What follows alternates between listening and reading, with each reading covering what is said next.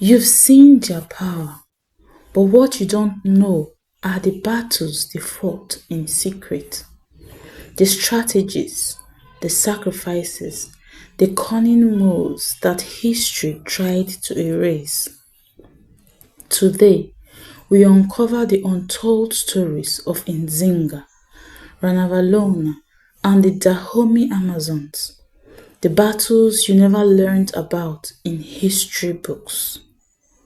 Queen Nzinga of Ndongo and Matamba, born in 1583 in what is now Angola, wasn't just a queen, she was a master strategist.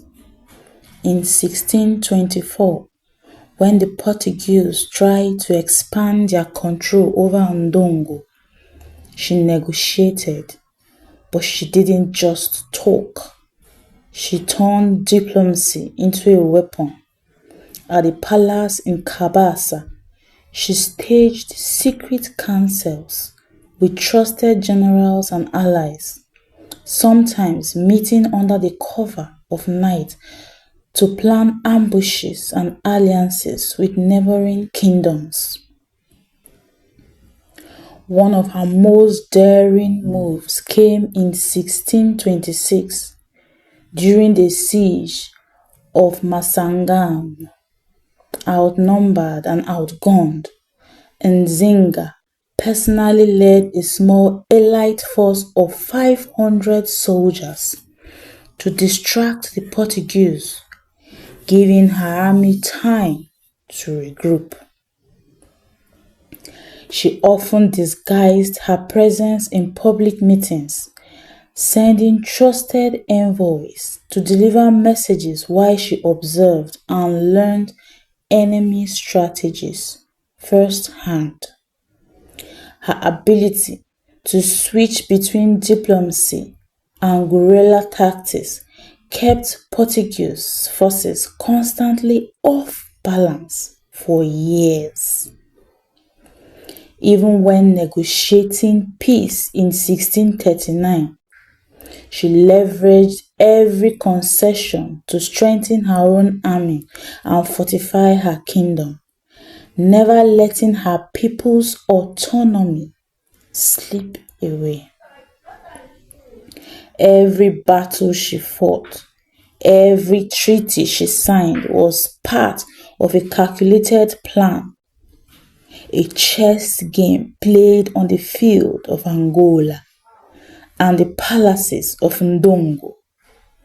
Nzinga's genius was not just in surviving, it was in controlling the narrative, forcing history itself to take note of her cunning, even when it tried to erase her power. Queen Ranavalona I of Madagascar, born in 1778, wasn't just a ruler, she was a survivor in a court full of intrigue. Ascending the throne in 1828, she faced constant threat from both internal rivals and European powers seeking influence over the island. Ranavalona was known for her secrecy and cunning. She held midnight councils in the royal palace of Antananarivo, discussing strategies with her closest advisors, away from prying eyes. One of her most critical moves came in 1833 when she discovered a plot to hand over ports to French traders. Instead of confronting her ministers publicly, she used a network of loyal spies to gather evidence, quietly moving the conspirators. She also maintained strict control over her military, personally inspecting troops and fortification along the coasts, ensuring no European foothold could threaten her kingdom. Ranavalona's power wasn't just in battle, it was in information. She manipulated alliances with neighboring chiefs, sometimes publicly supporting one faction while secretly undermining another. Even when she adopted European advisors for technical knowledge, she used them to fortify her kingdom, not to surrender it. Her court became a maze of secrets, loyalty tests, and a clever misdirection. Every decision was calculated to protect Madagascar's sovereignty, showing that sometimes the most powerful battles are fought behind closed doors. The Dahomey Amazons, an all-female military regiment in the kingdom of Dahomey, modern-day Benin, were not just warriors, they were legends of discipline and strategy. Established as early as the 1700s, they became the king's personal guard and a feared force in West Africa. By 1851, under King Lear, their reputation had reached Europe, yet very little of their true stories survived in history books. These women were trained from a young age, mastering hand-to-hand combat, firearms, and battlefield tactics. They often practiced at the royal barracks in Abomey, drilling for hours under strict supervision. During battles against neighboring kingdoms, the Amazons were deployed in elite squads, using surprise attack and guerrilla maneuvers that stunned enemy forces.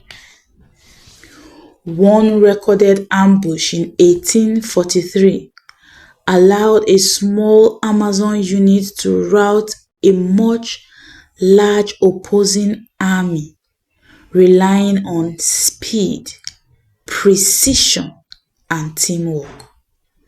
Beyond their combat skills, the Amazons were tacticians, often assigned to protect key fortresses, supply lines, and royal convoy. They communicated via signals and drums, keeping operations coordinated across vast areas. Their discipline was legendary.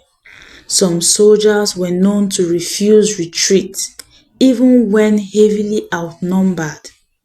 The Amazons were not just defenders, they were symbols of power, courage, and unyielding loyalty to the Dahomey kingdom. Every battle, every drill, every decision reinforced a simple truth.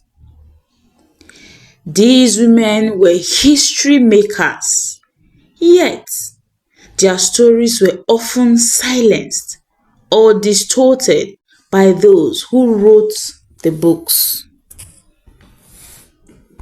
To understand societies like Dahomey, we have to look beyond battles and into how power, leadership, and survival worked in African kingdoms. One of the books I've been reading on Amazon helped me see that bigger picture. How these societies were structured, how authority was maintained, and why women like the Dahomey Amazon could exist at all. I've linked that book in the description for anyone who wants deeper context. Now let's bring the story to its conclusion. Nzinga, Ranavalona, and the Dahomey Amazons weren't just rulers or warriors. They were masters of strategy, courage, and survival. History tried to hide their battles, but their stories still echo through time. Stay with me for more untold stories of African powerful women, and let's uncover the truth together.